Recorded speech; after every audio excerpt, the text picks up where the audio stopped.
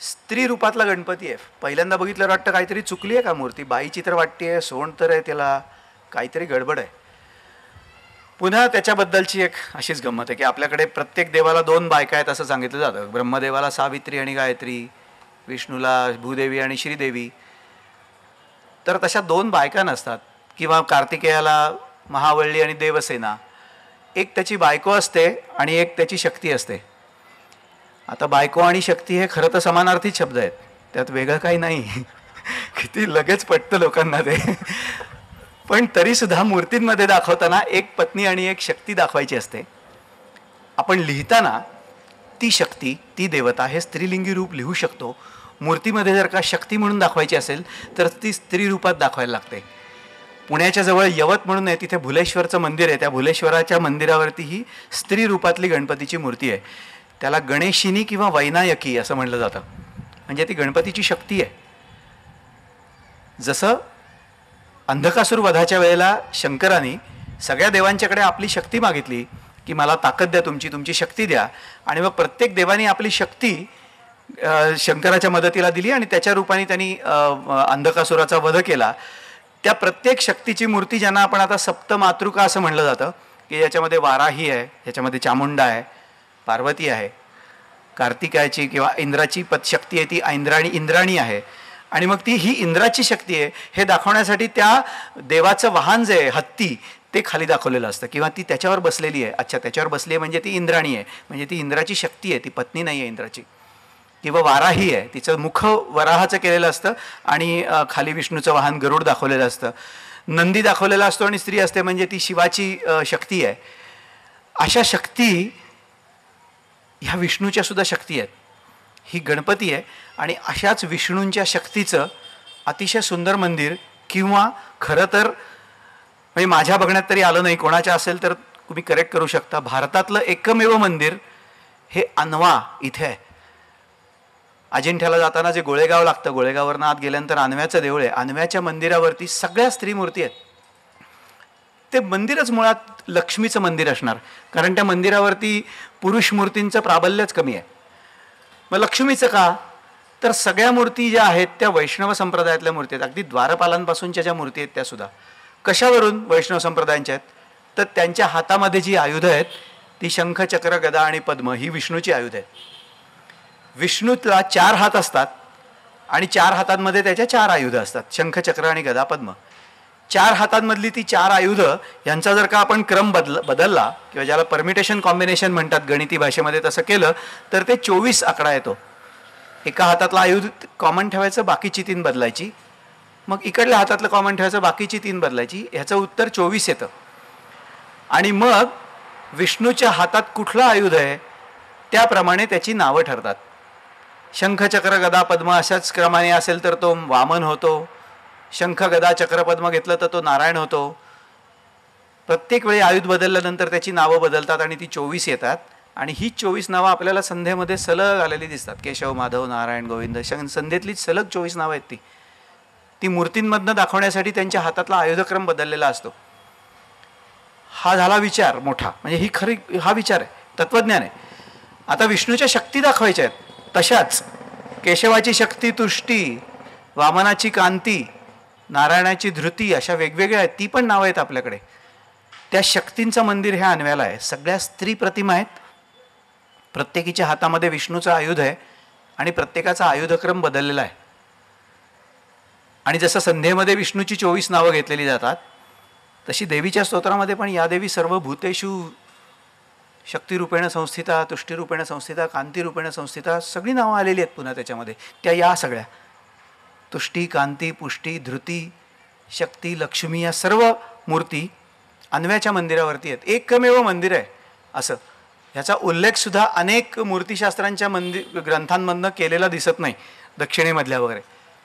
कारण माहितीच नाही लोकांना हे मंदिर असं आहे म्हणून, किंवा हे शक्तीचं मंदिर असावं असा कधी अभ्यास केला गेला नाही. तो खूप नंतरच्या काळात केला गेला. त्याच्यामध्ये डॉक्टर देगलूरकरांचं खूप मोठं योगदान होतं.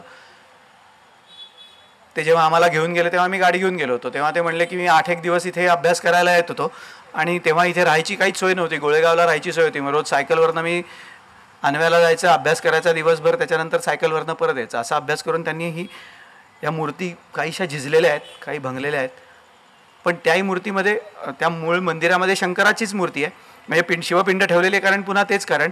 पण अख्खंच्या अख्खं मंदिर आवर्जून बघण्यासारखं आहे की सगळ्या स्त्री मूर्ती आहेत आणि या सगळ्या विष्णूच्या शक्तींचं मंदिर आहे.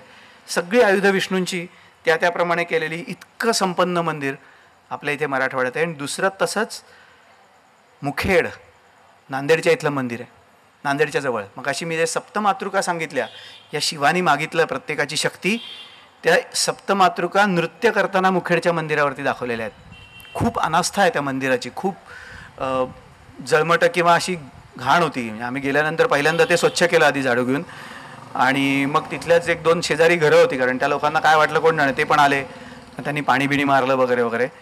आणि दुसरं म्हणजे रंग असा बाकी मंदिराला असा ऑइल पेंट दिलेला आहे सगळा बटबटीत, पण या मूर्ती त्या मानाने चांगल्या आहेत. तर ह्या सगळ्या नृत्य करणाऱ्या सप्तमातृका आहेत, ह्या पण कुठे दिसत नाहीत. हे सुद्धा एक युनिक आहे, कारण त्यांच्या खाली जी कमळासारखं दिलं त्याच्यामध्ये त्यांची वाहनं दिली आहेत. मेंढा दिला आहे, इथे प्रेत दिले, नरवाहन म्हणजे ती चामुंडा आहे तिचं वाहन, त्याच्यावरनं त्या मातृका कळतात आणि त्या नृत्य करणाऱ्या मातृका आहेत. आणि याच मंदिरावर पुन्हा असंच अगदी रेअर किंवा दुर्मिळ असणारी अजून एक मूर्ती आहे, ती म्हणजे अलक्ष्मी, किंवा जिला ज्येष्ठा म्हणतात, जी रोगराईची, जिला मरियाई म्हणतात, रोगराईचं प्रतीक समजलं जातं. समुद्र मंथनामध्ये लक्ष्मीच्या आधी ही आली आणि त्याच्यानंतर लक्ष्मी आली. लक्ष्मीचा विवाह किंवा लक्ष्मी विष्णूला मिळाली, हिला कोणीच घेईना. मग कौशिक ऋषींनी हिच्याशी लग्न केलं, कारण ही रोगराईची देवता होती. ती लक्ष्मीच्या आधी आली म्हणून तिला ज्येष्ठा म्हणतात, पण ती रोगराई आणि वाईट ह्याची देवता आहे म्हणून तिला अलक्ष्मी असं नाव पडलं. तिच्या हातामध्ये झाडू आहे उजव्या, आणि डाव्या हातात सूप आहे. तिचं वाहन गाढव दाखवतात. सर्व वाईट गोष्टींची मरियाई, शीतळा देवी, कुठलाही रोग झाल्यानंतर त्या देवीला नैवेद्य दाखवणं आहे किंवा तिला शरण जाणं, कारण ती त्या सर्व रोगांची कारक देवता आहे. अशा देवीचं शिल्प मुखेडच्या मंदिरावर आहे. अगदी दुर्मिळ शिल्प आहे. बाहेरच्या मंदिरावर काही प्रमाणावर दक्षिणेच्या मंदिरांवरती हे दिसतं, तिथे ती बसलेली दिसते आणि तिचं कावळा म्हणून एक पण वाहन आहे, ते पण एक चिन्ह आहे, ते दाखवलेलं असतं. पण बाकी महाराष्ट्रात अलक्ष्मी किंवा ही ज्येष्ठा हिचं मंदिर कुठेही नाही. त्या मुखेडच्या मंदिरावरती ही देवी आहे, अतिशय बारकाईने कोरलेली आहे. तिच्या हातात सुरा आहे, जे जे काही रौद्र क्रूर दाखवता येईल हे सगळं तिच्या हातात दाखवलेलं आहे, आणि झाडू दाखवलेला आहे, कारण पुन्हा ती त्याचीच मरियाई, त्याची देवता आहे. इतक्या वेगवेगळ्या मूर्तींमध्ये निलंगा म्हणून जे गाव आहे, त्या निलंग्यामधलं जे देऊळ आहे, शिवपार्वतीची मूर्ती सकृत दर्शनी दिसते. जेव्हा आम्ही पाहिली तेव्हा पण तीच दिसते की शिव बसलाय, त्याच्या मांडीवरती पार्वती बसली आहे. त्याला शिवपार्वती म्हणायचं, पण तसं नाही आहे. ती तुम्ही जर का त्याच्या पायाशी बघितलं, शिवपार्वती म्हणलं तर त्यांचं वाहन नंदी दाखवलं पाहिजे, पण त्या मूर्तीच्या पायाशी बघितलं तर तिथे घोरपड काढली आहे, घोरपड. असंच होयसाळ्यांच्या मंदिरांवरती पण दाखवलं आहे. घोरपड हे चिवटपणा, एखाद्या गोष्टीमधलं डेडिकेशन, एखाद्या गोष्टीतलं सखोल याचं प्रतीक म्हणून समजलं जातं. मग काय त्याचा काय संबंध इथे? तर शिवाच्या प्राप्तीसाठी गेल्या जन्मी ती सती होती, तिचा पती होता तो, आणि गौरी या जन्मी जेव्हा आली तेव्हा पुन्हा तिला शिवाच्याच प्राप्त करण्यासाठी तिने खूप मोठी घोरपडीसारखी चिकाटी दाखवून हे केलं, तपश्चर्या केली. इतकी तपश्चर्या केली की ती निष्पर्ण झाल्याच्या वृक्षासारखी दिसायला लागली, म्हणून अपर्णा असं नाव आलं तिचं, की अपर्णा. वृक्षावर झाड कुठलंही पान नसेल तर वठलेलं झाड जसं दिसतं, नुसतं खोड, इतकी तिने तपश्चर्या केली की ती इतकी तशी दिसायला लागली, त्यामुळे तिला अपर्णा नाव पडलं. तर इतकी शिवावरची चिवट निष्ठा त्याची, त्याच्यावरून तिला तो हर आणि ती गौरी, त्यामुळे ती हरगौरीची मूर्ती ही सुद्धा दुर्मिळातल्या दुर्मिळ मूर्ती निलंग्याच्या मंदिरावर आहे. आणि हेच नाव आपल्याकडे लग्नाच्या आदल्या वेळेला गौरी हराचं व्रत जे पूजतात, हाच विधी आहे. तो फक्त नाव गौरी हर झालं आहे, किंवा काही ठिकाणी गौरी हार म्हणलं जातं. मुळात ते हरगौरी व्रत आहे, की जसं पार्वतीने शिवाच्या प्राप्तीसाठी एकनिष्ठपणे व्रत केलं, तपश्चर्या केली, तशाच एकनिष्ठपणे मी माझा जो पती होणार आहे त्याच्याशी राहीन, त्याच्यासाठीचं व्रत हे गौरी हराचं व्रत म्हणून पूजलं जातं. मूळ त्याचं हरगौरीशीच आहे, आणि त्याच्या पायाखाली ती घोरपड आहे. त्या घोरपडीच्या चिवटपणावरून ती गौरी आणि तो हर असं समजलं जातं. याचा मात्र अभ्यास आपल्या भारतीय लोकांनी खूप मोठ्या प्रमाणावर केला. दक्षिणेमध्ये ह्या गोष्टी आपल्याला, म्हणजे ह्या मूर्ती बघायला मिळतात. महाराष्ट्रामध्ये मात्र या मूर्तींचं प्राबल्य अगदी थोडं आहे. त्यातली ही मोठी आणि अगदी ठसठशीत असणारी मूर्ती ही निलंग्याची आहे. जे मगाशी बोलताना आलं की प्रत्येक मूर्तीच्या मागे काही ना काही तत्त्वज्ञान आहे, काही ना काही लॉजिक आहे, त्याच्या मागे काहीतरी विचार मांडलेला आहे. त्याच्यातली ही एक महत्त्वाची मूर्ती जी ही हरगौरी.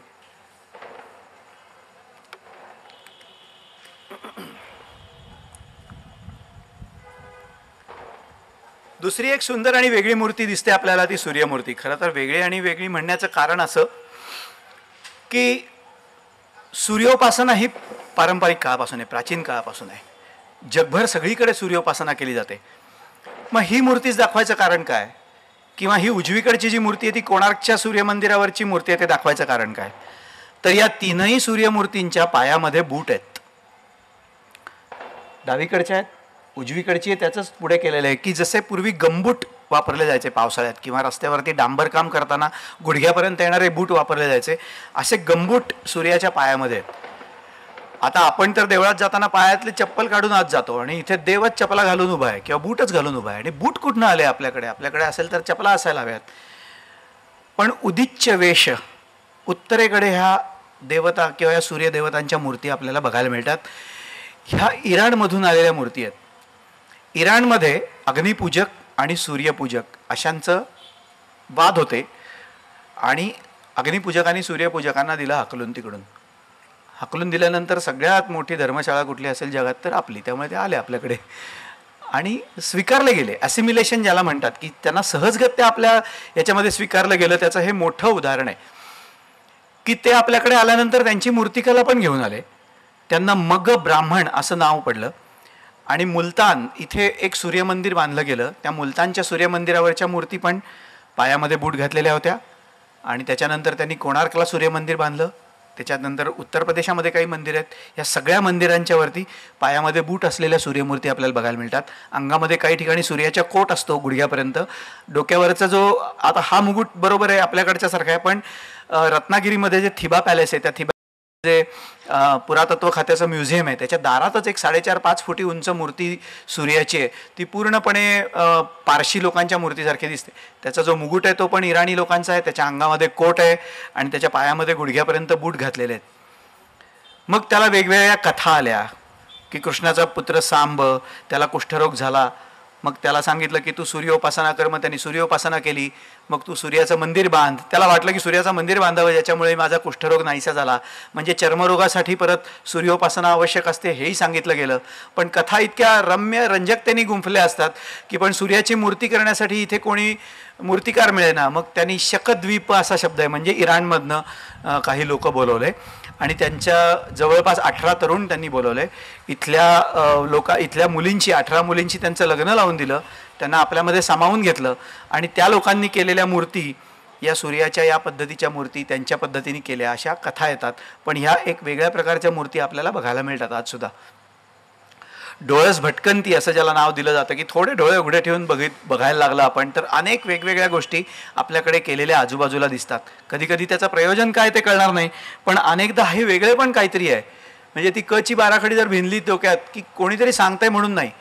जसं हेमाडपंथी मंदिर हा सर्वसाधारण समज आहे. कुठलंही मराठवाड्यातलं मंदिर असेल तर ते हेमाडपंथी, त्याच्यानंतर हेमाडपंथी म्हणजे एखाद्या पंथाचं मंदिर असल्यासारखं समजलं जातं.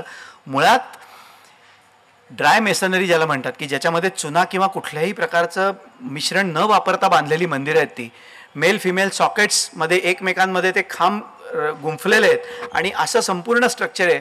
त्याच्यामध्ये गुंफल्यामुळे ते मंदिर आहे. अशी बांधलेली मंदिरं जी आहेत त्यांना हेमाडपंथी म्हणलं जातं. कारण हेमाद्री हा यादवांचा पंतप्रधान होता, मोठा विद्वान होता तो. चतुर्वर्ग चिंतामणी नावाचा ग्रंथ लिहिला त्यांनी आणि त्याच्यामध्ये काही त्यांनी मंदिर स्थापत्याचे उल्लेख केलेत. त्याच्यामध्ये ही अशी मंदिरं येतात. पण हे झालं 14व्या शतकातला होता तो. त्याच्या आधीपासून सुद्धा ही मंदिरं आपल्याला दिसतात. आणि मग त्याच्यानंतर कुठलंही जुने मंदिर असलं तरी त्याला हेमाडपंथी मंदिर सहजगत्या म्हणलं जातं, कारण पुन्हा तेच माहिती नसतं. तीच गत पांडवांनी बांधलेल्या मंदिरांची. सगळीकडे एकच कथा ऐकायला मिळते की एका रात्रीत मंदिर बांधायचं होतं, कोंबडा हरवायच्या आत मंदिर बांधणं गरजेचं होतं. कोंबडा हरवला आणि मग मंदिर अर्धवट बांधून पांडव निघून गेले. पांडव लेणी हे नाव पडण्याचं कारण तेच, कारण आपल्याला माहीत नाही काय आहे ते. खूप मंदिरांचे, आता खूप काय जवळजवळ सगळ्याच मंदिरांचे त्याची स्टाईल, त्याचं स्थापत्य, याच्यावरनं ते कुठल्या, त्याच्यावरती असलेले शिलालेख, त्याच्यावरनं ते कुठल्या काळातलं माहिती असतं. पण ज्यांना माहीत नसतं अशा वेळेला मग ते पांडवांचं मंदिर म्हणून समजलं जातं. आणि मग वेगवेगळ्या लोककथा, एखादी गोष्ट मला माहीत नसेल तर त्याच्यासाठी, त्याच्या पुष्टीसाठी वेगवेगळ्या लोककथा या जन्माला येतात आणि त्या खूप रंजक असतात. राचिम ढेरे किंवा अरुणा ढेरेंनी लोककथा आणि याच्यावर खूप मोठा अभ्यास केला आणि त्याच्यामधनं इतिहास कसा समजून घेता येईल असं सांगितलं. या लोककथांचा आणि दंतकथांचा खूप उपयोग होतो. त्यातल्या अनेक गोष्टी वगळायच्या असतात, पण अनेकदा काही गोष्टी सांगून जातात की हां अरे बाबा इथे अमुक अमुक गोष्ट होऊन गेली. कोर त्याच्यातला गाभा थोडासा असतो, तो माहीत नसतो स्थानिक लोकांना, पण तो माहीत नसतो याच्यासाठी तो प्रोजेक्ट करण्यासाठी किंवा त्याचं समर्थन करण्यासाठी खूप चांगल्या लोककथा केलेल्या असतात. अशाच सूर्यमंदिरांच्या बाबतीत जशी सांबाची किंवा या वेगवेगळ्या कथा केल्या गेल्या, पण या मूर्तींच्या रूपाने आपल्याला ते पुष्टी मिळते त्याची. आणि लोकांना सांगितलं की कळतं. याच्याजवळ निपाणीच्या जवळ एक खडकलाट नावाचं गाव आहे. त्या गावामध्ये सूर्यमंदिर होतं, सॉरी त्या गावामध्ये विठ्ठल मंदिर होतं. सूर्याची मूर्ती अशीच असते, 2 हातामध्ये कमळं घेतलेली असतात, त्याच्यावरती जर का वस्त्र घातली तर असं वाटतं कमरेवर हात घेतलेला आहे. तो सामान्य माणसांना काहीच माहीत नव्हतं, कायम वस्त्र त्या देवावरती, त्यामुळे त्यांना विठ्ठल मंदिर वाटलं. त्यामुळे विठ्ठल मंदिर म्हणून ते प्रसिद्ध होतं खडकलाटचं. आषाढी कार्तिकीचा उत्सव आणि सगळं यथासांग व्हायचं. दिल्लीचा एक पुरातत्व खात्याचा माणूस अभ्यास करणारा आला, त्याला माहिती होतं, तो तिथे आला, त्यांनी बघितलं, त्याला कळलं की ही मूर्ती सूर्याची आहे. त्यांनी ग्रामस्थांना बोलवलं, तो म्हटला तुम्ही पूजा वगैरे आहे ती करा, फक्त मी मूर्तीशास्त्राचा अभ्यासक म्हणून एक गंमत सांगतो तुम्हाला, ही मूर्ती सूर्याची आहे. ग्रामस्थांनी मान्य केलं, ठीक आहे म्हणले, काय हरकत नाही, तुम्ही एवढ्या अभ्यासकात आणि आम्हाला ज्ञान दिलं. ते खडकलाटचं विठ्ठल मंदिर नाव पुसून टाकलं, सूर्य मंदिर केलं. आषाढी कार्तिकीचा उत्सव बंद, रथसप्तमीचा उत्सव सुरू, लगेच म्हणजे सहजगत्य स्वीकारलं लोकांनी. ते म्हणलं चांगलं झालं, आम्हाला सांगितलं ते बरं झालं, काय फरक पडत नाही, देव आहे ना बस, राक्षस नाही ना कोणी. इतक्या सहजगत्या लोक स्वीकारतात. अनेकदा माहीत नसतं. आमच्याच बाबतीत घडलेली घटना, मालवणला देऊळवाडा म्हणून भाग आहे, त्या देऊळवाड्यात मंदिर आहेत वेगवेगळी. तिथे एक संसारी नारायणाचं मंदिर आहे, जिथे विष्णू आहे आणि विष्णूला 2च हात आहेत, 4 हात नाही आहेत. कोकणातली माणसं असल्यामुळे ते सांगतात, संसाराला लागल्यामुळे काय करायचे, 4 हात, 2 हात, पिशव्या आल्या 2 हातात बास झालं, खास सांगतात त्यांच्या शैलीत अगदी. तिथल्या लोकांना एक माणूस पत्रिका ठेवायला आला तिथे, त्याला विचारलं की अहो हे मंदिर कोणाचं आहे. म्हणलं संसारी नारायण, नारायण म्हणजे विष्णू, केशव नारायण माधव, बाहेर लिहिलं ना नाव, वाचलं नाही का तुम्ही. आणि वाचलं, म्हणजे विष्णू म्हणल्यावर त्याला 4 हात असतात ना. हो म्हणला, शंख चक्र गदा पद्म, म्हणजे अभ्यास जोरदार होता, पक्का होता. त्याला म्हणलं मग तुमच्या देवाला 2च हात आहे तिथे. असं म्हणल्यावर तो थांबला एकदम आणि परत गेला बघायला. त्या दरवाजा लावला होता, त्या जाळीतनं त्यांनी बघितलं, बऱ्यापैकी निरीक्षण केलं आणि आमच्याकडे वळून म्हणला की कुठनं आलात तुम्ही. म्हणलं पुण्याहून. हां मग बरोबर आहे. म्हणलं त्याचा काय संबंध. तो म्हणला तसं नाही, तुम्हीच म्हणला लोक बारकाईने बघण्याची सवय आहे तुम्हाला आणि मग त्याच्यात दाखवायचं आम्हाला की हे तुम्हाला कसं माहिती नाही आहे, म्हणून मी तुम्हाला म्हणलं की मग बरोबर आहे, आम्हाला कधी माहितीच नव्हतं. तो म्हणला लहानपणी मी आलो, लहानपणापासून देवापुढे उभं राहिलं की डोळे मिटायचे, हात जोडायचे, काय मागायचं ते मागायचं, उलटं फिरायचं, डोळे उघडायचे, निघून जायचं, बघायचंच नाही देवाला आत मूर्ती कुठली आणि काय आहे ती. इतकं. पण म्हणलं आता मी बघतो. मग त्यांनी बरोबरच्याला सांगितलं, मग म्हणला की असं असं आहे वगैरे वगैरे. इतकं करून लोक सहज, त्यांना जर सांगितलं लोकांची ऐकायची तयारी असते. हां काही ठिकाणी नाही म्हणतात, ते म्हणतात हे तुमचं ज्ञान असेल तर तुमच्या ठिकाणी, पण आम्ही ह्याला असंच म्हणतो. ठीक आहे, म्हणजे तो काही वादाचा मुद्दा नसतो, पण अनेक ठिकाणी लोकांना उत्सुकता असते, कुतूहल असतं. सांगतात लोक, म्हणतात की तुम्ही आम्हाला लिहून द्या देवाची माहिती, आम्ही आमच्या इथे आता फ्लेक्स लावतो. किंवा स्थानिक पुढारी कुठला असेल त्याला जर का गाठलं आणि त्याला सांगितलं की अहो तुमच्या इथलं जे आहे ते युनिक आहे, असं नाही आहे कुठेही, तुम्ही पाहिजे तर तुमच्या नावाने